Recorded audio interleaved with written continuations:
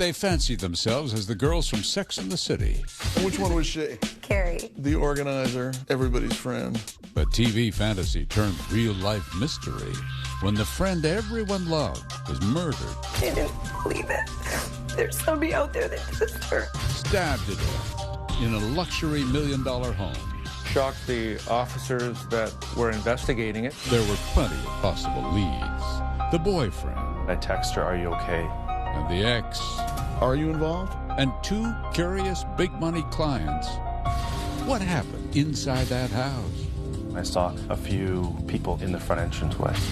Dateline's own Unsolved Case Squad takes on the crime. Someone got paid to go commit that murder. Somebody, I think, very close to her. I agree. I think it's somebody that she knows. So full of life. Who was behind her death? I am going to find out if it kills me. Hello and welcome to Dateline on ID. I'm Keith Morrison. She was 24 and just starting her life as a real estate agent. She thought she'd landed the assignment of her dreams. Big clients who wanted to buy $1 million home. But golden opportunities are not always what they seem. Here's Josh Mankiewicz with The Dream House Mystery.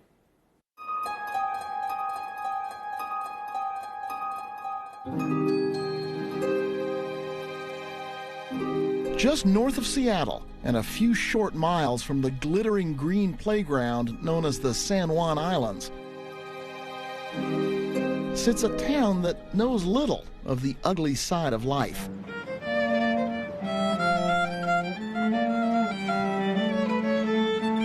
Where ferries and float planes spin through a spectacular inner harbor.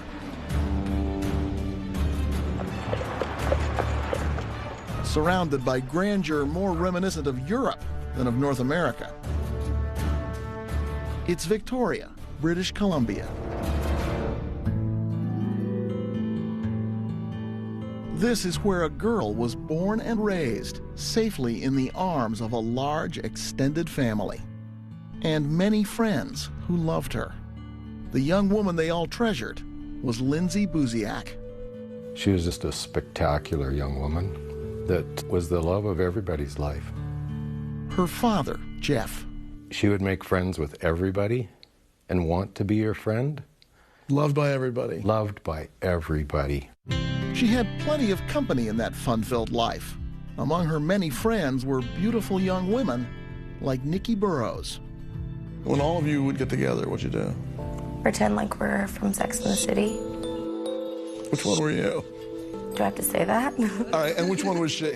Carrie. Everybody's friend. Mm-hmm. So smart, driven. And maybe a little unlucky in love? I think all of us girls are.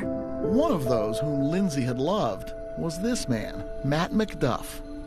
There's love. They dated from 2001 to 2006 and traveled a lot together. She was a pretty driven girl. She was focused on what she wanted to achieve. Which was? Well, she wanted a career. She wanted to do things with her life. We're not even definitely launching it for about 2 weeks. Lindsay's chosen career was real estate. She was following in the footsteps of her father. It was an industry that in many ways was best suited for her. She could sell ice in Alaska. It wasn't selling for her. It was socializing. It was being Lindsay. And as the end of 2007 approached, both 24-year-old Lindsay and her business were beginning to blossom. Lindsay was now living with a new boyfriend who was chasing many of the same dreams. His name was Jason Zalo, a mortgage broker with a real estate license. What'd you feel like when you were with her? Alive.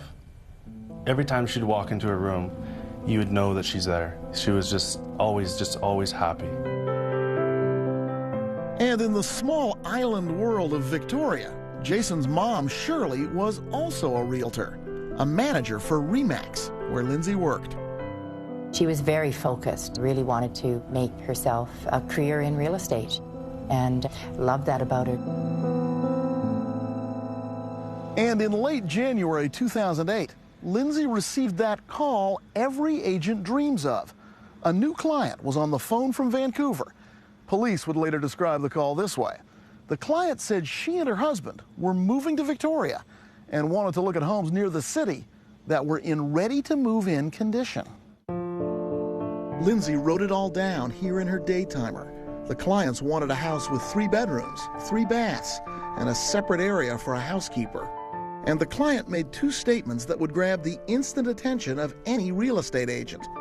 The couple needed to buy the house within 2 days, and the price range they were looking at was in the neighborhood of $1 million. But Lindsay told her father and more than a few friends that there was something odd about the clients, who spoke English with an accent. She couldn't really put her finger on exactly what it was. She described it as people, like, faking an accent? Yeah. She said, well, it's kind of Spanish, but not really. The clients were due to begin seeing homes on a Saturday, February 2nd, 2008. It was 5:30 p.m. when Lindsay met the couple here, a 5-bedroom, 4-bath executive home listed at $964,000 in upscale Victoria suburb called Saanich. It was the last place Lindsay Buziak was seen alive. You know, the wee hours of the morning, I received a call from my ex-wife. She said, have the police been in contact with you? And I just said, what the hell's going on?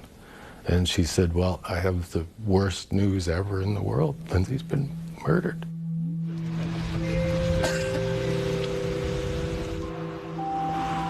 Soon, Lindsay's friends heard it too. I didn't believe it. It was the worst phone call of my life. Former boyfriend Matt McDuff got a message, and when he returned the call, was struck by the news like a hammer. I phoned my brother back, and his girlfriend answers and says, Lindsay was murdered. Wasn't worst phone call I've ever had. Lindsay Buziak's body had been found after 6 p.m. here in that luxe home in a Victoria suburb, a high-dollar property she was showing to her big-money clients. Lindsay had been stabbed to death. Who on earth could have done such a thing to a glowing young woman? Someone whose life seemed transparently happy.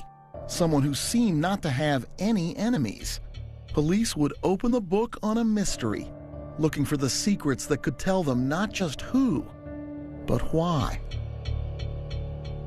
Coming up, what happened inside that house? I saw a few people in the front entranceway. Chilling new details from someone who was there when the Dream House mystery continues.